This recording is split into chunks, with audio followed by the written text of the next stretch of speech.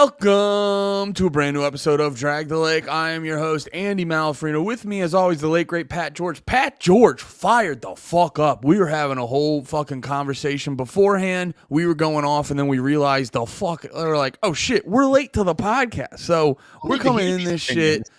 We're coming in this shit hot and ready. Patrick, how the fuck are you doing today, buddy? I'm feeling like Little Caesars. I'm hot and ready, Andy. And I'm ready. Yeah. I want to welcome all you motherfucking cunts out there. It's just a new nickname I'm working on for our listeners. Let me know if you like it. We're gauging the temperature, but it's wonderful to be here this morning with you, my friend. I'm looking forward. And may I say, howdy, partner. Welcome to the Mustachioed group.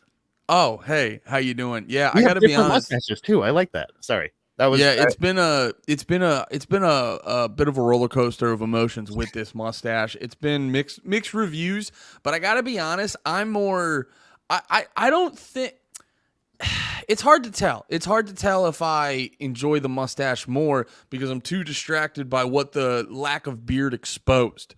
Oh. You know, I was talking about this on stage last night, and it really exposed shaving the beard off exposed some flaws I had, and I've realized, Pat, I got to admit, I've let the nickname go to my head. I've really let Big Red go to my head, and after I shaved the beard off, I've realized I'm not as Big Red as I think, and it really fucking threw me for a loop. And I need to go, I need to work hard to like truly be Big Red. I have not been deserving of that title for a long time now. So, but, a lot of people are mixed on the mustache. They do say, I look like a pedophile, which, hey, whatever. Sometimes. Dude, that's what people always go to first. That's their first go-to thing. It's so fucking hack. No, I'm sorry. They were just reading the court case. So I left that part out. I left that part out.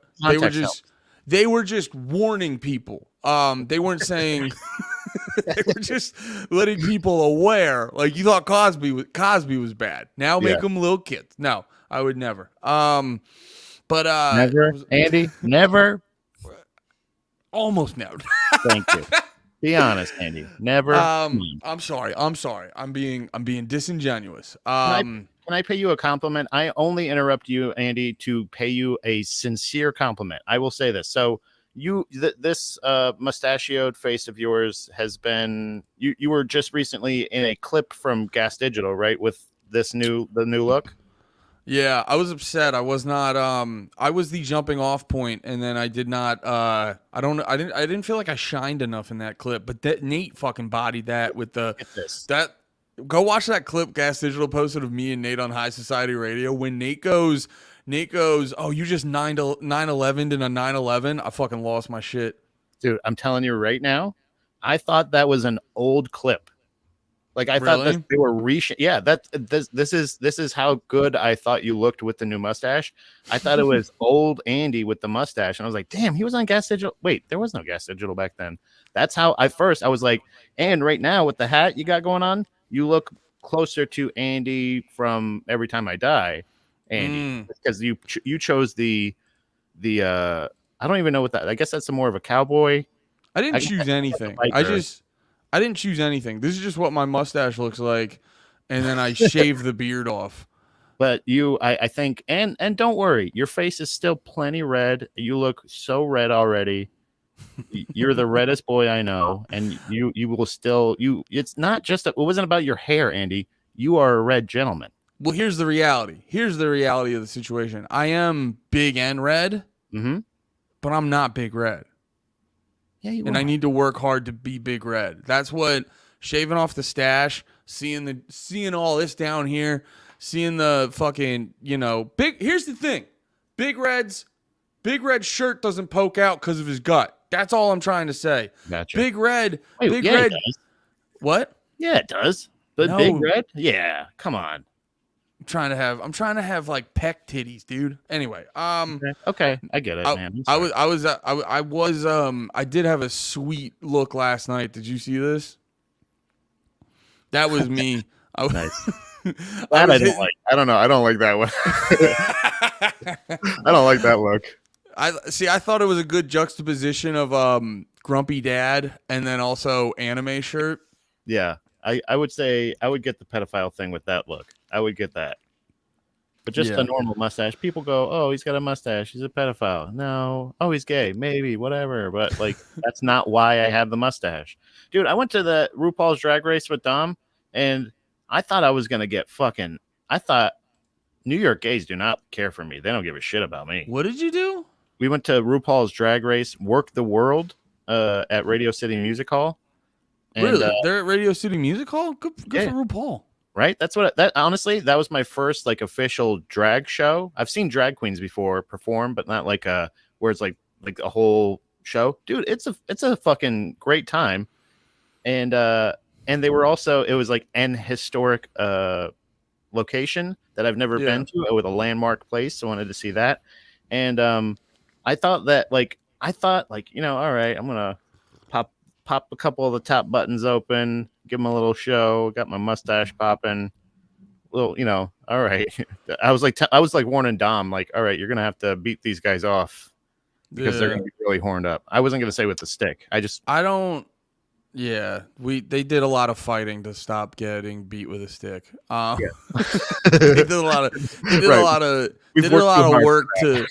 They did a lot of work to garner social acceptance, so we stopped beating them with sticks. Not even a second glance, not a compliment, nothing. I'll tell you, Florida gays. Well, here's what you did. Can I tell you what you did wrong? What? You went around a bunch of sassy gays. I went to the Mecca. I went to they were all. That's not bad. Here's the thing. I've been around gays that like this. Okay. I've been around gays that like this. They're not RuPaul gays. That's not the gays that are going to give us the attention we want. Okay. I was kind of I wasn't like, I mean, I literally, dude, when, you know what, like they say, don't ask what they're wearing, you know, don't do that shit. Like, well, you know, don't victim blame. I was trying to be victim blamed. Like I was looking for it. I wanted to be a victim. I wanted somebody. You're trying to get fucking manhandled because of what you were wearing. A little bit. Yeah, man. Like I kind of wanted to, at least you kept dropping your playbill in front of them, being like, oops. I put my pants down. I spread them. I went to the bath. Dom was like, "Why do you keep going to the bathroom?" I was like, "Just cause." Yeah, I just wanted to. You kept going in the stall and tapping your foot, and they're like, "We don't do that anymore, sister. We got apps. These are strictly for shitting, stupid." You're just going around to every gay in the lobby, just pulling your pants down, going, "Touch my penis! Touch my penis!" Dude, I had a bridesmaid, or what is it, bridal shower energy or whatever, like, you know, when they like the bachelorette party comes in, like I had that kind of energy of like this is my first drag show, and I'm just like, okay. We both got epically humbled. I got humbled because I'm way fatter than I realized, and you're just not, gays just don't like you as much. I was selling a product in the wrong gay market. They were not buying.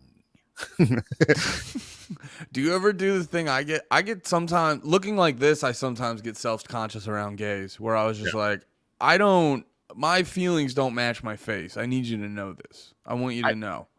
If you profiling me I get it. It's a safety measure. It's a safety measure because you can't tell yet. But I want you to know I had to go through the metal detector twice. Sure, okay, I get it. I understand that. Yes, it's just my belt. I don't have. Okay. Sure. Every gay dude who walked by, I did this. I did this all night. Whatever. But don't judge me. Right. I'm a complex story. Don't judge me by the cover of the book. I'm a lot deeper. I'm gonna cry a couple times during the show. I guarantee it, dude. I got so self-conscious. I was like, at one point, I was like, at the end of, I don't know what to do at the end of the performance because I'm not gonna go woo. I'm not gonna woo. I'm gonna. Wait, what was it? RuPaul. It was RuPaul's Drag Race. You clap. Right. Okay. So right. Exactly. You clap. I was clapping. There was a couple of gays right next to me, and like at one point, dude, I swear to God, how they were like, because they weren't clapping, like they were kind of like cheering and stuff like that. Were they being sassy? Were they like? I thought at one point that they were like ironically clapping to like mock me. Doing one of these. Like, yeah, I was just like, oh, do I not? That's a good. Supposed to clap. I'm sorry. Like, yeah. Dude, no, that's a good point. Because, like, when you're, like, real sassed up, because that's what I'm trying to get across. Like, I'm not trying to just paint this caricature of the gays. Yo, Derek. What up, Dragons? New name. Yes, dude. And that's a great name to bring up during the RuPaul conversation. way better than my name I came up with. Yeah. Damn. That's a great name for the fans of the Danzig Era Misfits podcast. Yeah. Oh man, that was awesome. So yeah. Why did I decide to lose the beer? Because I'm impulsive. But no, that was I want to clarify. I'm not trying to make a silly caricature of the gays, but I am saying Pat went into sassy gay mecca. Yeah, I went into New York City assuming that I would not just New York City, the RuPaul's Drag Race show in New York City. That is sassy gay mecca. It was and I felt judged. I definitely felt judged. I did not feel attractive. I did not feel wanted, and I did not feel like, but I did have a great time. Dude, and I gotta tell you, I have. You can. I see that you have a point. I have a point right after you. I got a new lane that I want to start a business. I want to start a fucking business, dude. And I want to bring you in on the ground floor. Hell yeah. No, so, I was just going back to that clap. I was just thinking and that was the point I was trying to make of pointing out, like, I'm not just saying this is all gays. You're going to sassy gay mecca. Mm-hmm. So this clap, you could be like, I don't know if that's sarcastic or is that just like, is that how we clap here? Yeah. Yeah. It's confusing. Right. And so I kind of met him in the middle. I whistled a lot. And then I also, like, when it was really loud, I just added to the volume. I just went, yeah. I think what you do is you just play your role. None of them are expecting you, and they're just happy I'm not shooting up the place. That's all. You know what I mean? They patted you down. They're like, no guns. They're like, have a great time. That's when I thought that's why I was like, all right, here we go. Go ahead. Yeah, you want to do a pat down? They're like, oh no, they're checking for weapons. No, it's like I don't have any weapons on me. No, dude, you just go in and you play your role and you do your damn thing and you be yourself. It's like if you were going around a bunch of black people and you're like, "What's up, homies?" They're gonna sniff you out as a fucking fool. So if you go up to if you walked up to all those sassy gays and you're like, "What's up, bitches? How we clapping tonight?" They're gonna realize they're gonna look at you like a fool, and it's gonna be deserved. So you just gotta be yourself, man. You just gotta be yourself. But tell me about this fucking business. So, at the beginning of the show, it was I think everybody had the same thought that we did, that Dom and I did, that like I don't know how Radio City Music Hall does it, but I know how like most shows that we go to, the time on the ticket is the doors usually. That's when you can get into the show usually, unless otherwise stated.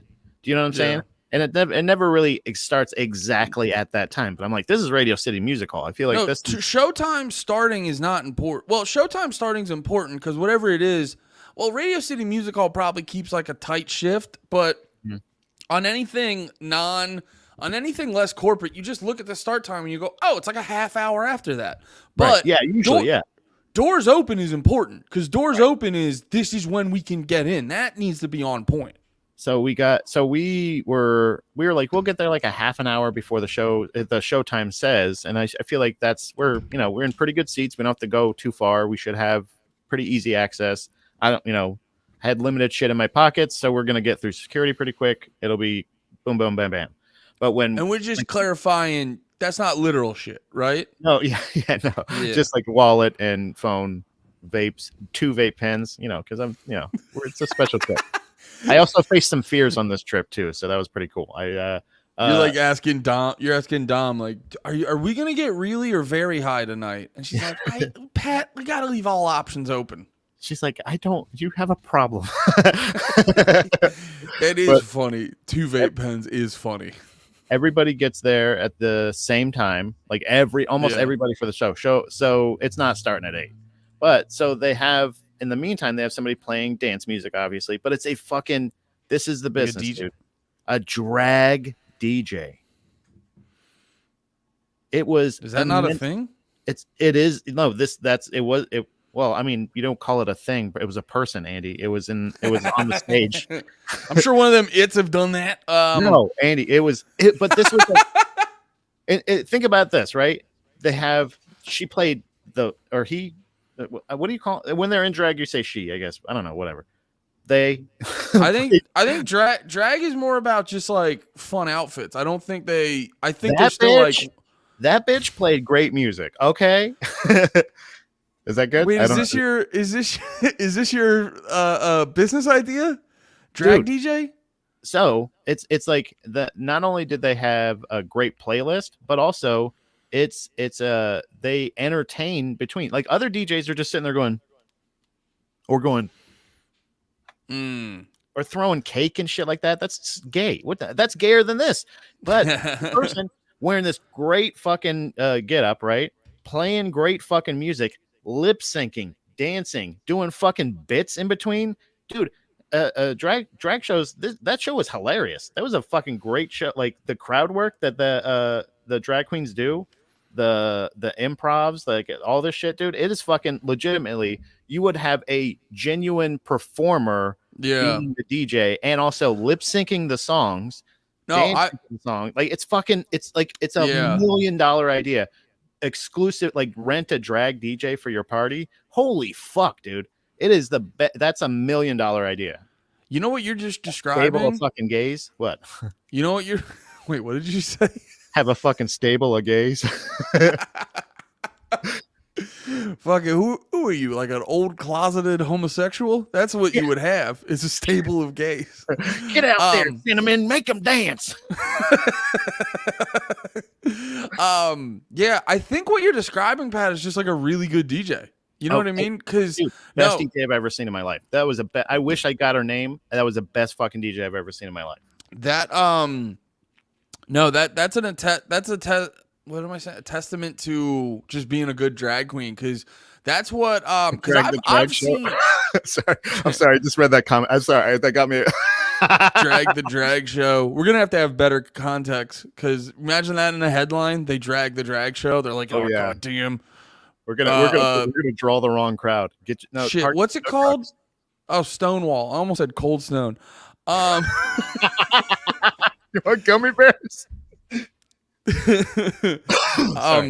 That was the real problem. It wasn't the cops. It was the lack of ice cream at Stonewall. But no, and to relate this to music and stuff, I'm glad you brought up the DJ so we could relate this to it. I was so happy when that came up. I wrote it down on my phone. I was like, I do not want to forget this topic, because I got so excited about it. It was the best DJ I've ever seen in my life. But no, because I've been to a few bad drag shows, so I'm jealous of the experience you got to go through, because I've actually my second date with Steph, we went to this drag show and it was fun, but it was a lot of like dudes, they throw on their outfit and then they're just gonna like slowly walk around the stage while Rihanna plays. Because, excuse me, from what I've heard, like the classic drag show is, you were saying they were doing crowd work. It is like a lot of, now it's not stand-up comedy in traditional sense, but it is a lot of like quips here and there and sort of with the hokiness of it. And I don't think that's like rude to say, because it's they're intentionally being like over the top with their outfits, so it's like implied that this is gonna get, that's what we want. It's like when wrestling gets extra cheesy and people go like roll their eyes. I go, no, I want that. It makes it more fun. Which, sidebar, funny reference to drag and wrestling is a good zing I got. Is I always forget her last name, but this comic, she has a show at the Stand all the time called Rent Money Colleen. I always forget her last name. But no, we were hanging out. It was me, her, and Lemaire, and we were going to see Catalyst Wrestling in Brooklyn. And me and Lemaire are sitting there, and she zinged us with a good fucking Instagram story where she just goes, "The boys loving their drag show," and I'm like, "Yeah, a little bit." Yeah, but what? Yeah, especially if you are a person that likes or loves pro wrestling, and you have anything negative to say about drag shows, fuck off. Come on, what are you doing? But I think that's why I loved Goldust. That was one of my favorite wrestlers growing up, was Goldust, because he was so fucking weird. That was a funny thing about Goldust, where it was kind of like They were basically putting him out there to be the gay guy. And don't get me wrong, if you go back and watch old Goldust, there was my man had some rough goes at it with the crowd and stuff. But the fun part about Goldust was he eventually won them over. You know, and then people, because I remember like my era of watching wrestling and seeing Goldust, I thought he was sick because he was just fucking different and owning it and still making, like, it was supposed to be, like, I can't imagine Vince McMahon giving him the character Goldust was him being like, oh yeah, this is because I like you. But then he sort of flipped it and made it fucking epic. But back to what I was saying about drag shows is, yeah, it can be that. I never thought of a drag DJ being a thing, but it does feel like a good logical next step to sort of heighten the show, because I think like from what I can tell is like the main endeavor of doing drag is, you know, you get to put on those fantastical outfits and stuff like that, and then forming the show is like, it's almost like, how do I get away with putting on this fucking over the top outfit every fucking night and doing shit like that, and like convincing people to watch me dance to this Rihanna song or some shit. So adding all the different aspects to it and just creating it into this big fucking event. There was a point that I also I remembered to jot down too, was like during the show, I was like, man, I love this so much. But I don't really know the songs. I don't know all the songs. I'm not like wooing. I'm not like, you know, I'm not turned on. Do you know what I'm saying? Like, it's not like none of those things are, I'm impressed with the choreography, the lip syncing's cool. Like, dude, that's essentially what pop star, when you get to the highest point of pop stardom or musicdom, you're just fancy lip syncers too. They're working harder than you. They're doing comedy, they're doing choreography, they're doing all this other shit. But the sketches were funny. Dude, it was like gay Guar or gay Aquabats. It was fucking awesome. It was the coolest shit I've ever seen in my life. Because they even had like the little stilt things come out, and like they had like a weird, because it was like a Matrix theme to the show. Dude, I highly recommend if RuPaul's Drag Race Work the World is coming through your town, fucking go, dude. That was a fucking great show. Hell yeah. And they were crushing it with the music and everything. Yeah, dude, again, I'm not drunk. I'm not fucking like throwing dollar bills up. I'm not like, you just have two vape pens in your pocket. I'm just fucking, but you're not drunk. You're not drunk. You just have two vape pens. Okay, look, Andy, look, you profile. No, you're not drunk. You profile an awful lot. Let me clarify. I'm not inebriated. I'm medicated, maybe. Oh, it's medicine. It's my prescription. And awesome merch.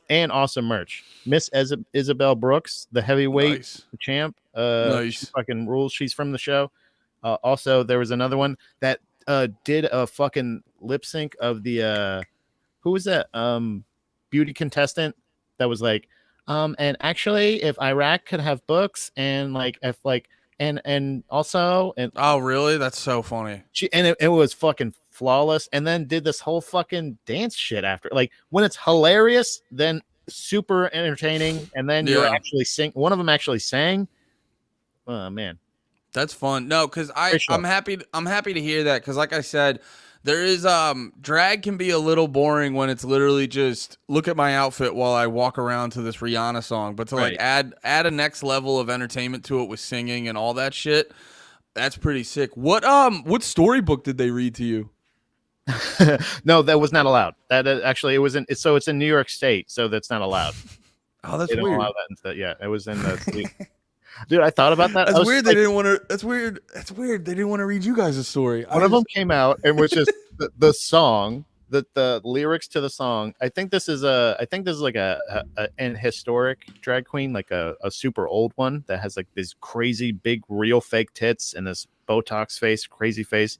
But the song, her single was "My Pussy," and it just was "Pussy, Pussy, Pussy." Pussy was like the opening. That's the hook. Yeah. And then I sound like fucking Ben Shapiro singing "Wet Ass Pussy." It's expletive. But literally, like, I'm like, yeah, this is the far end of the spectrum. I get it. That one's not going to be reading to them. It's not that one. We're Yeah. talking about maybe like the DJ that's going to be like, hey kids, do you like fucking Rihanna? So, I mean, they might not say that, but like, but like, it's going to be, I got it. Like, that's what I always tell Dom. I was like, when people, I feel like the people that are against it are the ones that are like, yeah, all they talk about is sucking dicks and like, and drinking and doing drugs. Like, I don't want them around my kids, but like, I think it was the other ones. That's the fun ones, the dancing ones, not the ones that curse. Don't worry. They're not going to curse around your kids. My only thing with the drag queen conversation, it was like two things. One, they were like, we do this to create acceptance. And it's like, well, no, I never met a drag queen until I was in my like 20s. So, and I, you know what I mean? And I didn't have the urge to punch them in the head the first time I saw them. And then the other part of it is just, it's just an adult thing. It's like if I heard you wanted to read stories to kids, I'd be like, Pat, we're gonna have to arrest you. Yeah, that's a good point. That's my only thing about terrible. it. I love drag queens, but if I found out that fucking you or Lemaire or Nate or anyone was like, we should read books to kids, I'd be like, that's weird, guys. Let's talk. It's the same hesitation people have when like a person without kids wants to be a troop leader. They're at a Chuck E. Cheese, like, I just like the pizza, guys. I just like the pizza. Right. You know what's funny? Dom used to do that. She went to a cosmetology school that was in the same complex as a Chuck E. Cheese, and she legitimately loved their salad bar. So she was like, I'm like, that's so adorable and innocent. Because she's a woman. But if it was me, they'd be like, why does that fucking weirdo come in here every day? The guy with the mustache and the mullet, and he's eating salad. Sure, okay, yeah, he loves the salad. Dude, bro, you would see one of the fucking dudes in the mouse outfit just pull a sniper rifle and take you out, and no one would have a problem with it. And honestly, they would clap, and I'd be at your funeral going like, they were wrong, but they're in. I get it. Pat was more wrong. You know what's ironic that it's funny that you say that that you didn't really know about or see a drag queen till you're 20 or something like that. I was actually a fan of RuPaul growing up. Like, that was like legitimately, I like whenever RuPaul would drag like pop up, because I always thought RuPaul was funny.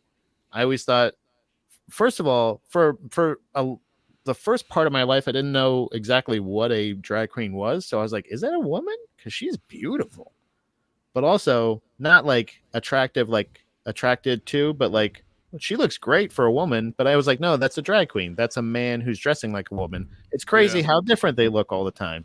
But like, as far as like hosting game shows, I think that RuPaul is great. I think, or talk shows or anything like that. Anything that RuPaul was in when I was a kid, I used to like actually enjoy and think with like the songs, everything like that. Actually, speaking of RuPaul, I gotta give shout out because there's a lot of drag queens where their thing is being fucking over the top and not necessarily trying to convince you they look like a real woman, but just trying to be like, how fucking extreme can I go?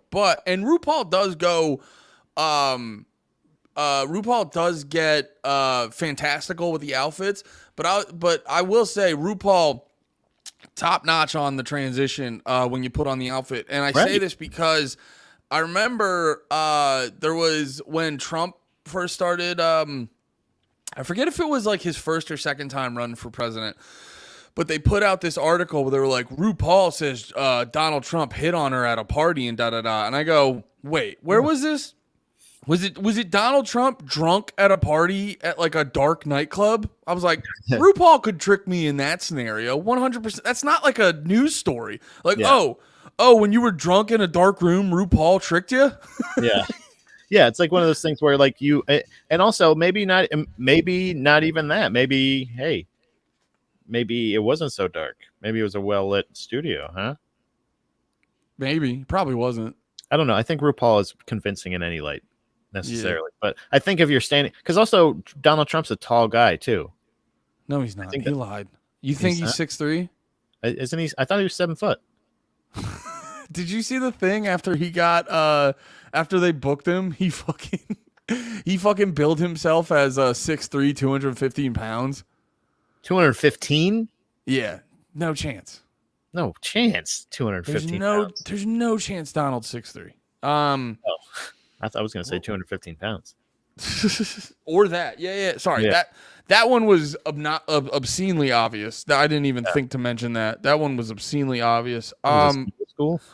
I got to tell you something. After last week, I was laughing so hard. So I've telling you before, I listened to the podcast No Dogs in Space a lot. Mm-hmm. Because I'm trying to bone up on my I've been trying to bone up on my, just music knowledge. Always trying to be the best drag it I can ever be for you guys. And registered trademark. It's gonna catch on. But trying to be the best drag it I could ever be for you guys. And they have you ever heard of the Slits? And I'm not talking about the Vagina, the band. I know. I was like, I'm not gonna do it. I'm sorry. Did I oh dude, I definitely fucking tripped up your joke that you were definitely. No, I was deciding not to, so I'm glad that you picked up the ball. I have not. I was listening to they have an older episode, 3-part episode about the Slits, and I was making myself laugh where every single time they would play a song by either them or another like female fronted or mainly female band, every single time I'd make the joke in my head, I would just go, oh, I wonder which one of their boyfriends wrote this. referencing last week and whatever her face was wearing the Dying Wish hoodie. I remember being like Phoebe Bridgers, right? Phoebe Bridgers, dude. Oh, I forgot to tell you too. I had her tits on my mind all fucking week after that because I did Real Ass Podcast, which we came out Friday. It was like the website exclusive one, but we recorded it on Tuesday, and we're sitting there and we're talking about. Wait, was that her name, Phoebe Bridgers? Yeah, because I remember. It's so funny that you were like, oh, I remember this, and I went into my my Twitter or whatever, and I went into my search thing, and that was the last search thing. Oh, and I was like, Phoebe Bridgers, what the fuck is that? And I clicked it, and the tits came up, and I was like, oh yeah, I remember. But we were. So that was so on my mind, dude. We're on Rap and we're talking about someone, and I don't even remember the girl's name, but I go, oh, speaking of news and people with say it was just Colleen. I was like, speaking in Colleen's doing stuff. I was like, Colleen Bridgers showed her tits, da da da, and then they bring it up and they go, that's Phoebe Bridgers. And I was like, oh, I just had her tits on my mind, and I made it up that her name was Colleen. I gotta wedge this in here. I was just like, yeah, and it wasn't Colleen, but it was it wasn't even close. Whatever the original name was not even close to Phoebe. So yeah, I just had that goofy bitch's tits on my mind. But I do want to talk about the Slits a little bit because it made me realize, because I'll be admittedly I'm not a fan. I'm not a fan of, not just in general, but this is how it's played out. I haven't become a fan of many girl centric bands. I will say I have been on record.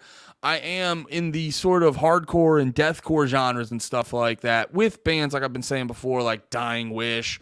Right. And what were the other ones? I can't remember, but the female fronted hardcore bands. Year of the Knife, which update Year of the Knife. They were posting pictures, be getting the tube out and talking and stuff like that, which is definitely a positive thing. But no, bands like Year of the Knife, Dying Wish, and also a throwback to I Wrestled a Bear Once and shit like that. And actually another band that I don't really care for, but I think their singer's amazing, which is Spirit Box, which was I Wrestled a Bear Once last singer. I've just been noticing that the female voice makes hardcore and stuff like that hit in a different type of way that I'm really enjoying. But generally speaking, especially when you go over to more of the Riot Girl genre and stuff like that, I just haven't been. I don't always connect with the female centric bands, but I've been noticing the Slits. They fucking rip. It's fucking good. And I was trying to figure out what it was. And I don't know. I think part of it has to do with the fact that, especially with the Riot Girl genre, I've noticed those I feel like they lead with message. It's why Anti-Flag got annoying. Because they, besides the potential sexual assault, Before that was more illegal, like less annoying, more illegal. Yeah. But no, it's why Anti-Flag got annoying, because they stopped caring about the music and they were more just being like preachy on politics and stuff. Dude, every comment I fucking saw in those Anti-Flag videos where everyone being like, they were almost like, now this isn't fucking the proper form of justice, but everyone's opinion was like, yeah, fuck them. They're fucking annoying. Who cares? And I noticed that's a lot of thing where a lot of like female centric bands get tripped up because they focus on like the feminism and stuff like that. And then like, I feel like the music comes second, because that's what I've always noticed. My biggest complaint with the Riot Girl music is not even like, I don't give a fuck about the message. We've made it very clear on here. We are not heavy in caring about lyrics. It's an important thing, but it's not the only thing for us. But like a lot of those Riot Girl bands, they can't fucking sing, or their voice doesn't sound interesting. Like, perfect example, he's gotten a lot better at singing, but Jeff Rosenstock for the longest time couldn't sing, but his voice was interesting. And then they would just play, like, they wouldn't learn their instruments and play the same thing over and over again. And so listening to the Slits, it was fucking sick, because that almost sounded like they all, now I should clarify, because there are a lot of like, people might call me out for being a hypocrite, because it's like, that's the whole thing of punk. You don't have to learn the fucking instrument. You can just play it fast and chaotic. Yeah. But I think there's like, it's when there is a heavier focus on musicianship, because you don't have to be over the top fucking masterful at the instrument to still have a strong focus on musicianship. I think we're just sort of proving, I think it's just sort of being more apparent, I should say, to me, when you lead with message and then bring up music in the rear, it's not going to be the best version of it. When you start with music, whether you're a 1 at playing songs or you're a 10 at playing music, I should say, not songs, music. When you're a 1 at playing music or you're a 10 at playing music, if you start with message and then music, it's going to be fucking lame. That's why fucking Rage got annoying and all that shit. And when women in the band becomes a shtick, like kind of like when it's the thing, like when it's so like, I'll say this for female lead singers, when it becomes like I said, like that's you're the thing. Yeah. When it didn't work, like it worked for No Doubt, obviously it works for the Donnas and everything like that, but I don't think that's necessarily. I think they would have just been fine anyway, but they just happen to market it this way. They do it in punk too. So do you remember the band? I think it's the Distillers. Was that it? With the lead singer, and I think she ended up marrying or dating or having some kind of controversial relationship with Tim Armstrong. I never. And then she did all of that with the dude from Queens of the Stone Age. She's going through a thing right now with the dude from Queens of the Stone Age. Oh, I didn't know that. But I never really liked her as like, I never thought she was like the greatest, leads, or front woman or whatever it is. But who I did really like and I really respected was the lead singer of Tsunami Bomb, who was like, the band was a solid fucking band and she was just a lead singer of that band. It wasn't like, oh, okay. Hey, look at our. Forgot about Tsunami Bomb. Like it's like she just sang her way. She didn't try to be anything else. She wasn't like. So can I say this real quick? To be Lady Tim Armstrong. Well, actually, can I say this? Can I, not to cut you off, but can I say this, because that book I always bring up. Please, if you guys like this podcast, you fucking. No. What was it called? What? What's it called? I can't remember. I'm telling you. Oh. It's Mein Kampf. It's a really good book. And, has everything you need to know in there. Bars. No. Couldn't put it down. But read it twice. Front to back, page turner. No, it's called Sellout by Dan. Sellout. I knew it was something like that. I was like, Poser, Sellout, something like that. Yeah. Yeah. It was called Sellout by Dan Ozzie. If you like this podcast, you will fucking love this book. It's so fucking good. And they have a chapter in there about the Distillers. And a funny thing was, it's funny about like your perception of that is not wrong, but the thing they kept hammering, they had like interviews with, I keep forgetting her name. What is her name? The Distillers lead singer, Lady Armstrong. Brody Dalle, Dalle, Brody Dalle. Cool. But yeah, so Brody Dalle from Distillers is, I remember one of her biggest gripes that she was saying in the fucking book. She was like, I kind of just wanted to be a fucking person playing music. Like, obviously, you know, the female experience is gonna come through, but like, I think people, because it's funny when you go back and you watch these documentaries about music in the 90s and stuff like that, you see it the most with these like female pop singers and shit, where like I made a joke about it on Twitter the one time. Like, if you watch all these like Britney Spears documentaries, you'll see old interviews with Barbara Walters being like, so Britney, you just started high school, what's it like having sweet tits? Like, it's always just weird fucking interviews. Do you think it's like, weird that every guy in the world wants to like have your pussy rubbed all over their face? Yeah, it's just weird? Like, it's just fucking like Don Lemon being like, so what's your blowjob technique, young girl? Yeah. You know, why are you gonna have such a sweet puss and just put it out there like that? Why do you gotta make us want it so much? Yeah, why do you, hey Brittany, why do you make me so hard? What's that about? I'm gonna put it on you. You know, it's just people. So like, you know, and you saw it more. Now there's definitely been a modern over adjustment, but you know, it's slowly starting to balance itself out. But like back in the day, people weren't used to this shit. So you got the Distillers getting popular in like the late 90s, early 2000s more so. And their whole thing was like, so you play aggressive punk rock and you're a girl. What the fuck's that about? And she said it was just exhausting because like every fucking question was just that. It was just that over and over and over again. It was. Sorry, go ahead. No, you go. No, I was gonna say, and at that same exact time, there's bands like F- out there that have like they share lead vocals with a lot of times, and oftentimes it's a lady fucking lead singer just screaming her fucking head off, just like the guy. No, like you don't even, it's the same music. Like the tone doesn't change. Yeah. Like all of a sudden they're going like, let's just slow it down for a minute.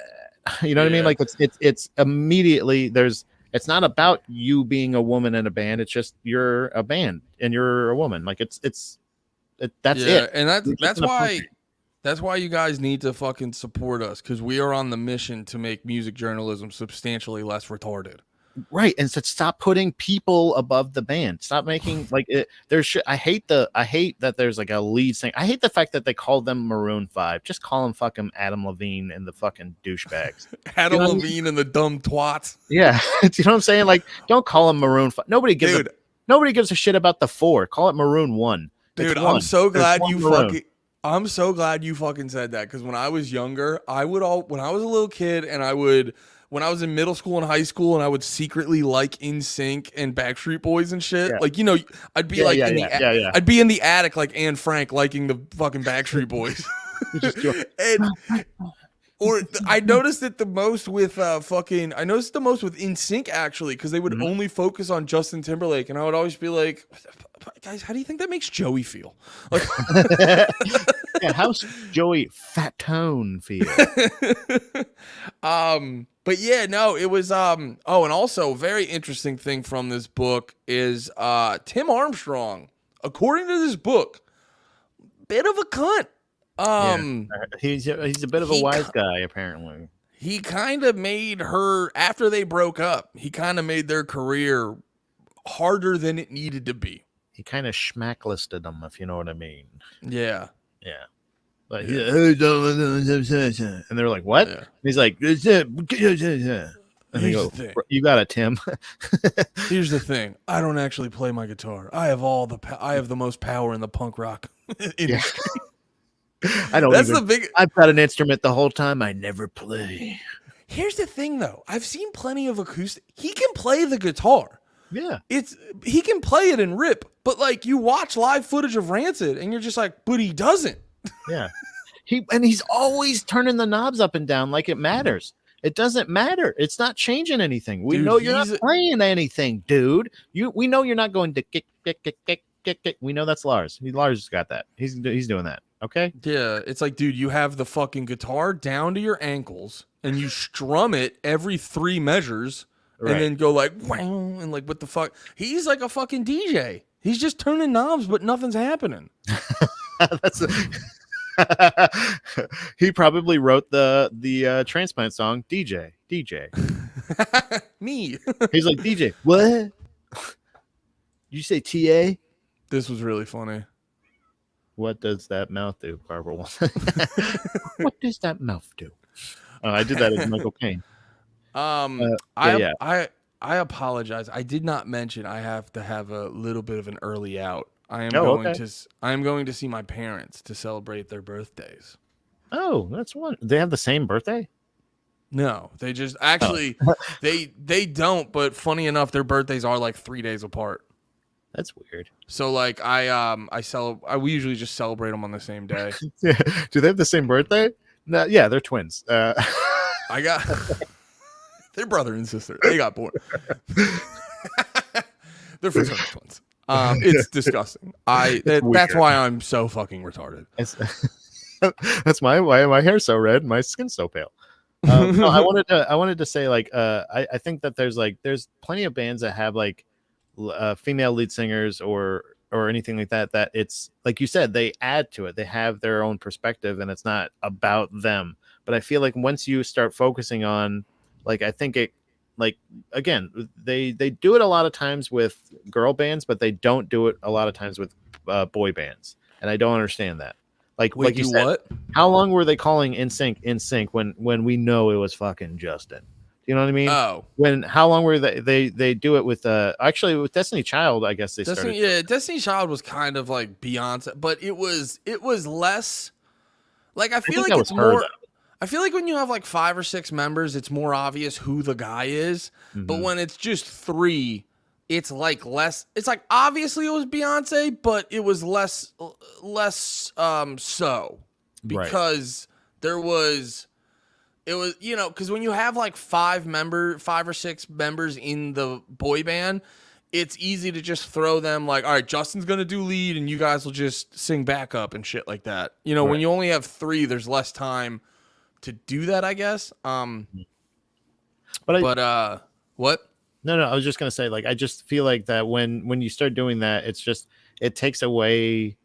It just kind of, to me, it just puts a weird tint on the band. It's kind of like, it just gives them a weird put. I never really liked the Distillers, but I didn't, it wasn't because necessarily that they were just pushed on me. I just didn't like them. But then when they were being pushed, I was just like, Jesus Christ, like it's kind of just lady led Rancid, I guess. Is that what it is? Is that why I didn't get why people fucking liked it so much, but I think it was because there's such a marketable punk lady that could be like, here we go. This is gonna be good. And it's like, it's okay. It's good. It's not like, whoa. Like I said, again, when I heard Tsunami Bomb, I was like, damn, this fucking rips. What is this? Well, okay.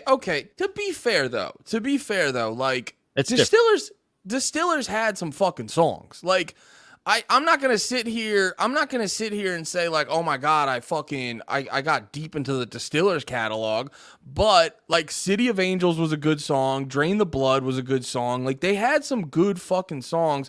Oh, and also hits. Are those the hits? Are those like the singles? Yeah, there's some of them. Okay. Yeah. But no, like I said, I'm not deep into their catalog, but like be straight up. They had some fucking tunes that for the time were fucking good and I think still hold up to this day and shit.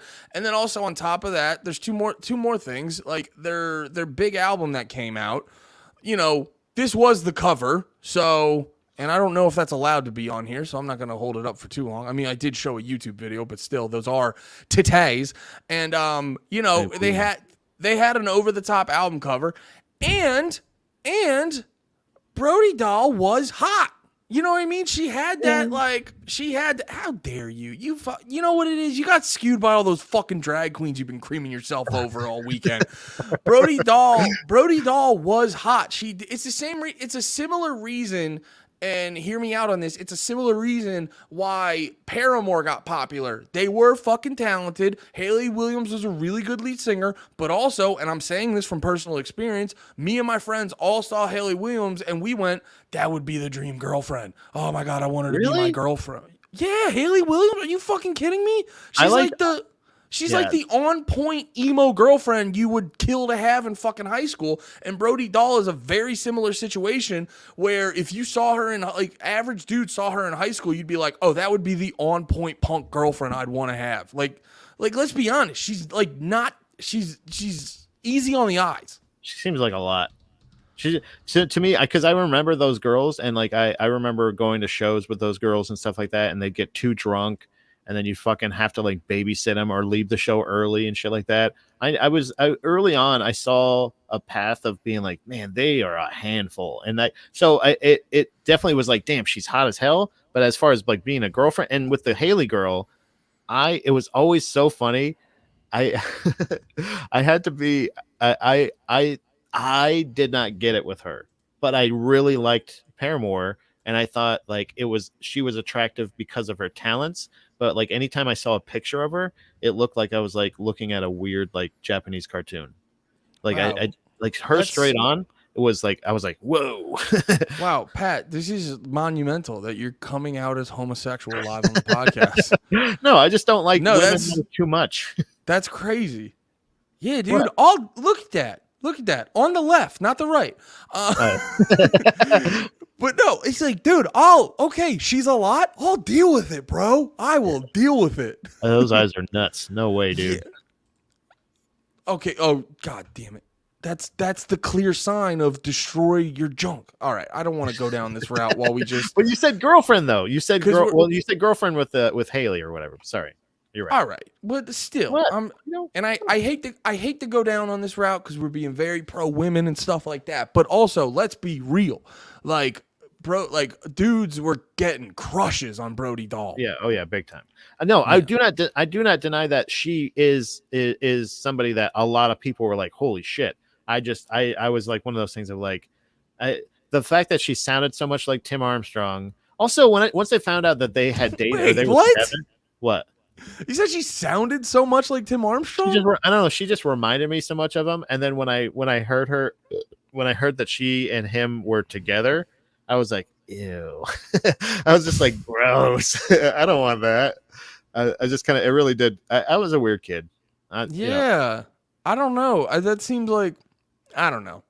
Here my only point was, because obviously I'm not sitting here acting like I'm a big fucking Distillers head or like their music changed my life or anything like that. Yeah. But I'm not shocked that they got fucking popular. You know what I mean? You have a pretty damn good band with a talented female lead singer who also, like I said, and I know, we're trying to be pro women, but also at the same goddamn time, you have a very attractive lead singer who every dude is going to be crushing on hard. Dude, we did a solid hour about why, or most hour of the hour, talking about why drag shows rule and drag queens rule. We're okay. Actually, no, that would still technically be pro men. You're right.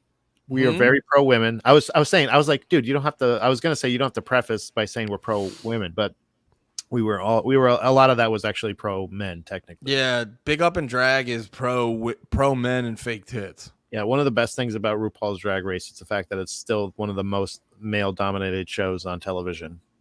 It's not like sports where they're shoving women in. You know what the funniest what's the funniest result of sexism is? What?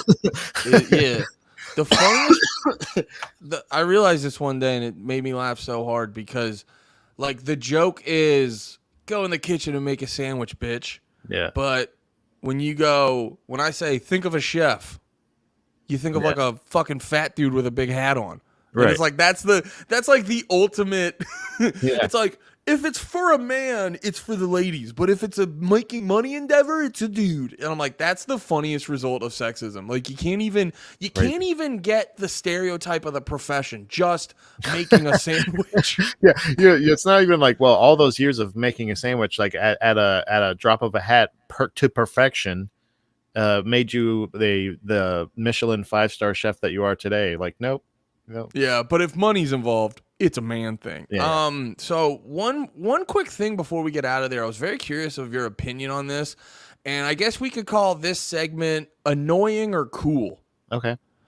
So wait, is it this one? Yeah. So I saw this post. Are you familiar with Earl Sweatshirt and the producer, The Alchemist? Yes. Okay. I actually So am for one. Look at that. I actually got both of those. Yes. hell yeah. So I know we don't talk about rap too much on here. So for anyone who doesn't know, Earl Sweatshirt used to be with the Odd Future Collective. Now he's been on a long solo career. Sort of I don't he's like not underground, but he's not mainstream. And The Alchemist, Andy, I'll take this one. The Alchemist is most famously known as the main producer for Bam Bam himself, old Action Bronson. Oh, Bam Bam Baklava. Oh, Baklava. Yeah, I forgot. But Bam Bam. but yeah, so I saw this post and yeah, so apparently Earl Sweatshirt and The Alchemist.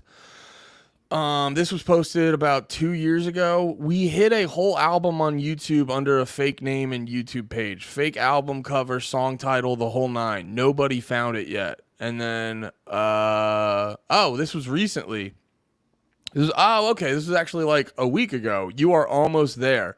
And so I guess my question to you, Patrick, is this cool or is this annoying? Because when I see something like this, when I see Alchemist, because I love Alchemist. I love all the beats he produces for Action Bronson. I've dug deep into a bunch of his stuff, his other shit. I love that he does, he'll do a bunch of these collab albums and stuff, and I love his shit. But the second I see a post where he goes, we hit a whole album on YouTube under a fake name and YouTube page, fake album cover, song titles, the whole nine, nobody found it yet. The second I see that, I go, yeah, I'm not going to do anything to find that. Yeah.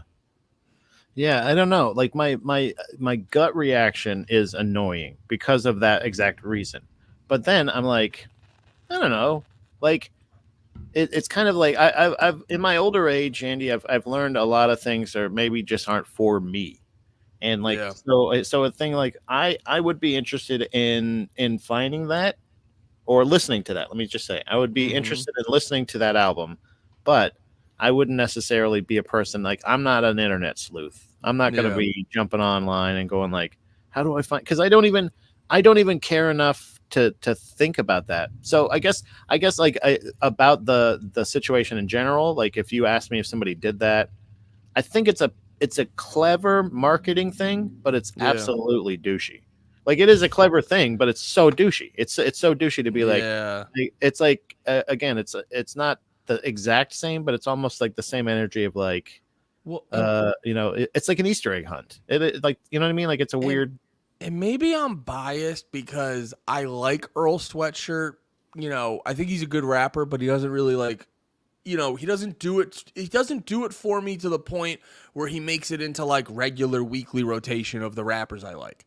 So for me, from my perspective, I look at that and I just go, oh, it will never live up to the implied expectations you're putting out there. And on top of that, like I've listened to enough Alchemist that I'm like, I know what your beats sound like. Did you just like, how do I say this without sounding shitty? It's like, oh, did you just have, like, I already know what your music sounds like. I know this is going to come out and this is just going to be like a pretty good album. It's gonna be really good, but like on par with your other shit. Do you just have a collection of 12 beats that are like an absolute 15 out of 10, but you just decide to put out this other you know what I mean? It's like, why do you keep, it's just gonna, I don't know. I'm trying not to like shit on it, but I guess what I'm trying to say is like the expectations you're putting upon this is actually probably, I know it's probably going to ruin my experience for it. So that makes me want to put 0% effort ever in finding this. So here's another possibility, Andy. Never even fucking happened. Oh, they didn't even not do anywhere. It. He's just building buzz. So this was like as you were in the middle of that rant, my producerial brain started kicking in. And I'm thinking about, as far as advertising for an album coming out, this is the greatest marketing thing ever. You just go, hey, there's an album already out there. People start talking about it. Then he posts something like that saying like, oh, you're almost there. It's not like nobody's looking for it. Let's say everybody's looking for it. So not only this, but also this is a great way. This is a great tool as a person who is maybe you're looking to book a tour. You want to have a little bit of bargaining chips in it. You want to get a little bit of advertising. You want to do anything you want. Say there is a YouTube channel that you have ready to go live, that as soon as it goes live, people are going to be like, all I did was just Google blah, blah, blah, and it popped up. You know what I mean? Maybe he has it ready to go everywhere. He wanted to make sure he tested it on every kind of speakers he could to say, like, okay, it sounds good in the car, sounds good on TVs, sounds good on the computer. Okay, we're ready to go live. Now I'm going to drop the hype message saying, hey guys, there's a thing out there. Okay, now you put out a search alert saying, like, this is how many people are looking for the album. And then you can say, this is how we can book our tour. This is how we can do it. This is how many people are looking. This is where they're looking. I mean, this is really smart because all the tools are accessible to people. You can look at analytics to all this shit and not actually have to have a marketing team behind it. Yeah, it could be. Yeah, it could be. It could be like the album's not even like actually but then people are gonna, that could backfire on you because people are gonna like look through the metadata and realize like, oh, you didn't actually post it here and there. But I get what you. No, wait. I get what you're saying because, yeah, this is a genius way. This is a genius way. Like, it could already be posted, and then they're doing this to make it like a genius way to create buzz for it. And then when they're ready to actually, like, when their schedules line up and they're ready to actually like tour on it or something like that, then they're going to do some things that they're not going to flat out go, hey, it's over here, but they're going to do some things that'll actually make it easier to find. And the satisfaction people, this is the best part. Once he finally makes it live, or maybe it is live already and people do find it, the satisfaction people will have, it's going to make it seem their perspective was going to be a little bit better because, like you said, we know it's going to be a good album. It's going to sound cool. It's going to be, but it's going to feel so much. It's going to have more satisfying of a feeling because you're going to be like, oh, I found it. Oh man, it is good. And like, when you have that satisfying sitting here this whole time, and they're going to have a better experience. So, dude, literally from every aspect of this, even though it comes off as cringy, it is probably one of the most brilliant grassroots or DIY marketing. It could possibly be one of the greatest plans ever. That's a really good point. Like, because if they're managing, because that is a big part of people, that will be a big part of people's interpretation of the satisfaction they get when they find it. And if the satisfaction is high, rather than just like, oh shit, someone found it, it's not going to be the same. Like, if there's like a whole fucking spectacle around it and the satisfaction is high, it's going to put you, it's going to make you go into it in a much more positive experience, you know? Because I've had that. I've had that where I was literally like, what the fuck? I've been getting more into like comic books recently, and I bought a new comic book, and I was really excited to dig into it. But then, like, I forget what the fuck happened, but I was reading like an article or something. I saw something on Twitter that got me in a bad mood, and then I actually go, let me wait to read this when I'm not in a bad mood, so I don't ruin the experience of reading this comic book. Yeah. Yeah. The other thought I had, and then we can wrap it up, but the other thought I had is like on the sheer topic of you, because you put out the idea that this doesn't exist and is completely fake. And part of that would make sense because in rap, part of your I don't know what the word would be, but it like benefits you to have this coolness to you. You know, cool's a big part of rap. You know, that's why people stop fucking with Macklemore. You know, he like, you know, you could set you yeah, they couldn't handle how fucking cool he was.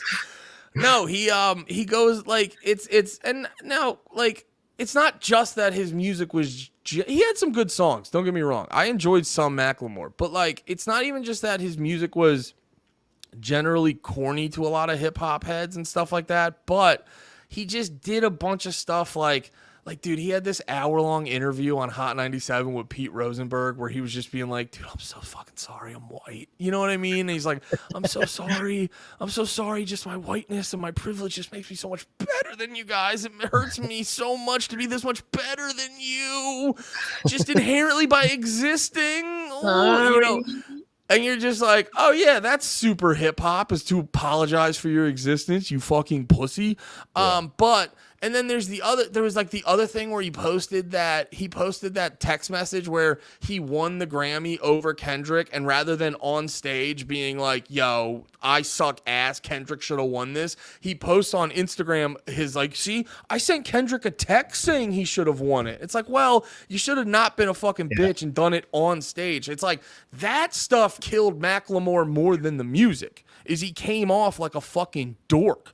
And so adding this coolness and mystery to Alchemist and Earl Sweatshirt in the scenario where this could possibly not even be real, keeping this mystique out there about them, that it helps them a lot, because it makes it helps their image immensely.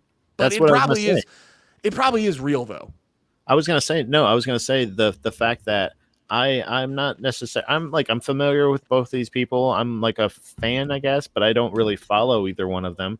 I would never have checked this out if they would have just said like, hey, new albums dropping on Friday on YouTube.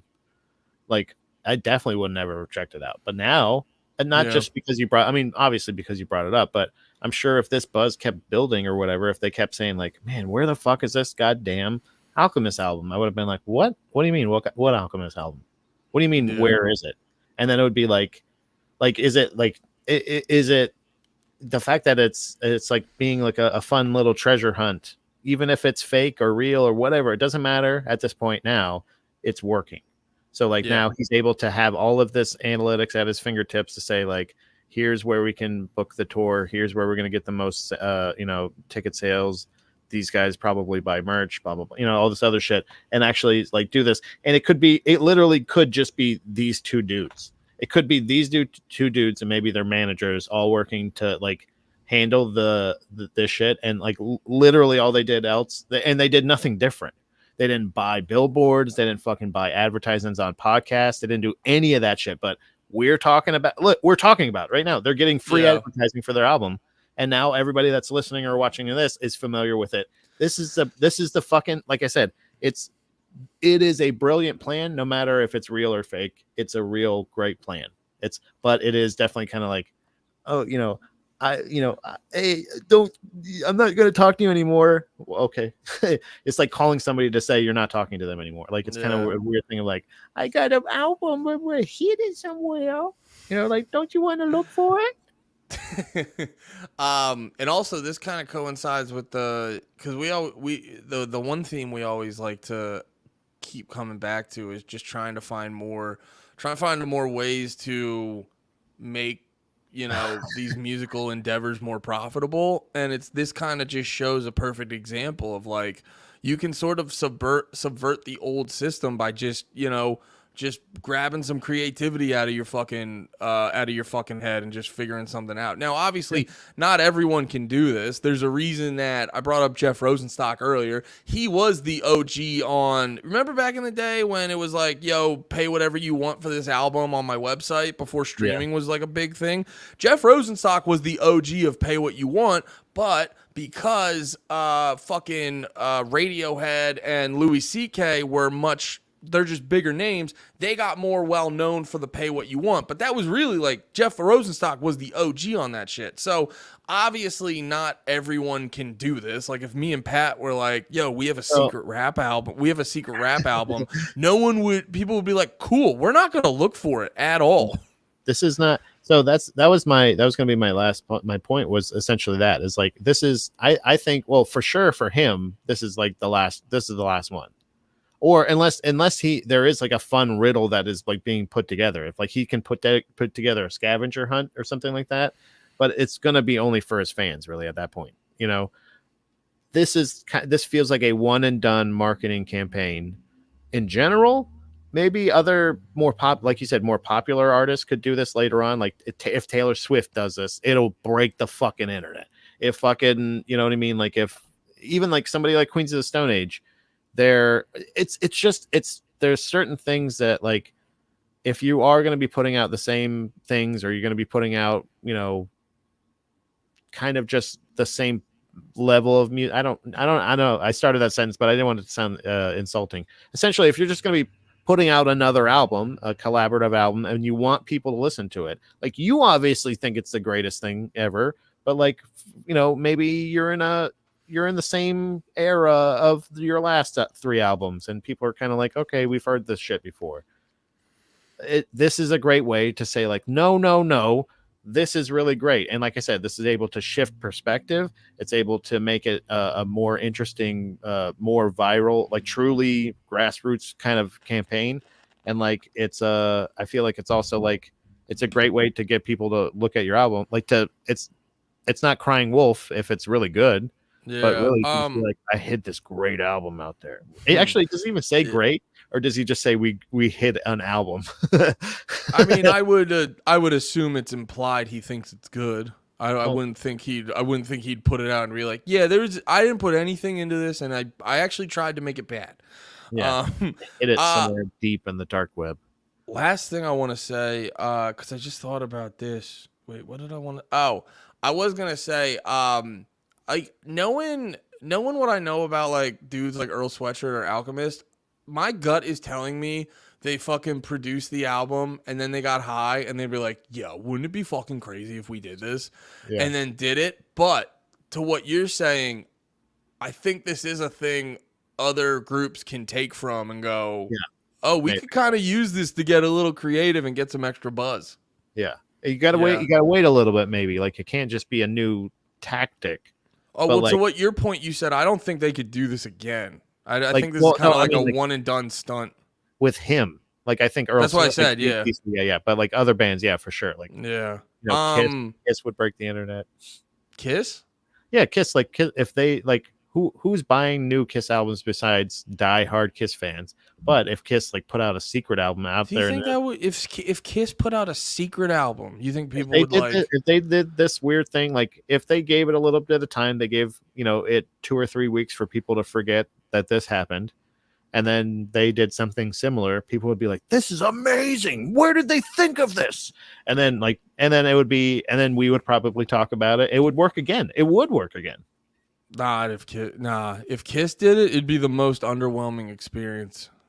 Yes. Yeah. The perspective wouldn't be shifted enough to be like, oh my God, I found it.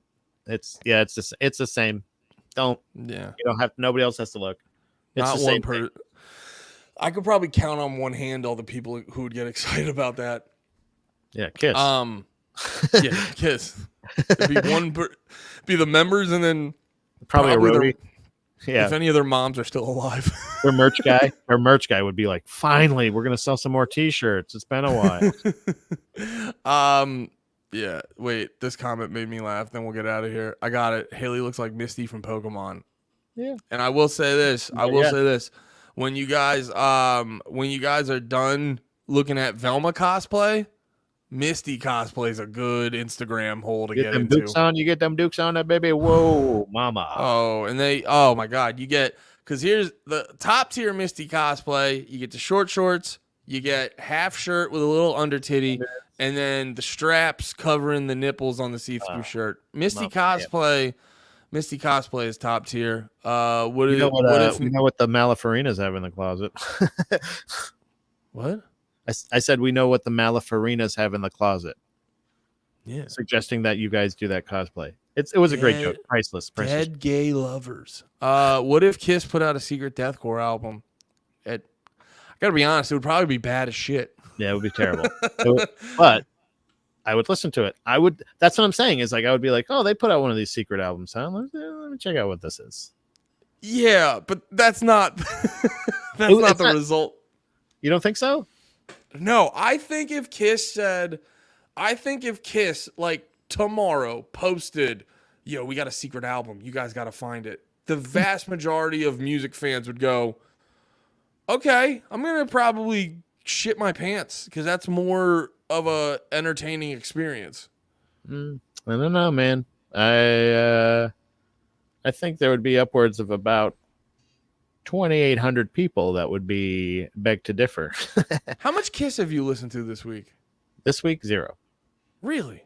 I'm trying to figure out why you threw out Kiss. Just top of mind. I just said Kiss because I was trying to think of other like older acts that have been maybe either continued to put out music or continued to tour, Yeah. that if they put out a new record, nobody's really going to give a shit unless they did something like this. And if they did something like this, I think people will be like, why is Kiss doing the thing where they put a secret album out, or they put an album out secretly on YouTube and not tell anybody, and then tell them to get them to go look for it? But it's because of that same thing. They wouldn't need to do it like that. I might be a little bit of a hater, but I just in 2023 I can't see like any excitement for a Kiss album. But the Taylor Swift thing would work, yeah. Oh yeah, people would die. People would die. I don't know exactly how, but the excitement would get to the point where people would die. All right, I have to get out of here because I have to celebrate my parents' birthday. Pat, this has been a beautiful experience. Thank you so much for being in my life. All right, guys, thank you for listening. Thank you, dude. If you explode right now, we'll get so many views. Thank you for listening. Thank you for watching. Always remember, we're doing we do the Friday streams a lot. These always happen. Normally, I think we're doing them. I think we're gonna start doing them at noon, but today we just had to bang one out at 11. But you guys still showed the fuck up, and I appreciate that. And then lots of content, all that stuff. So hit the subscribe, do all that noise. Tell your friends about it, because once we hit 1,000 subscribers and we get the watch hours up, we can start fucking begging for your money, and that's a fun thing. We really put the drag the lake this week, didn't we, Andy? We did. And I'm going to delete that portion of the episode. Okay. You're going to just snip that part at the end? Yeah, and then God's not going to like that. God. All right, guys. Have a good one. Be about it. Peace.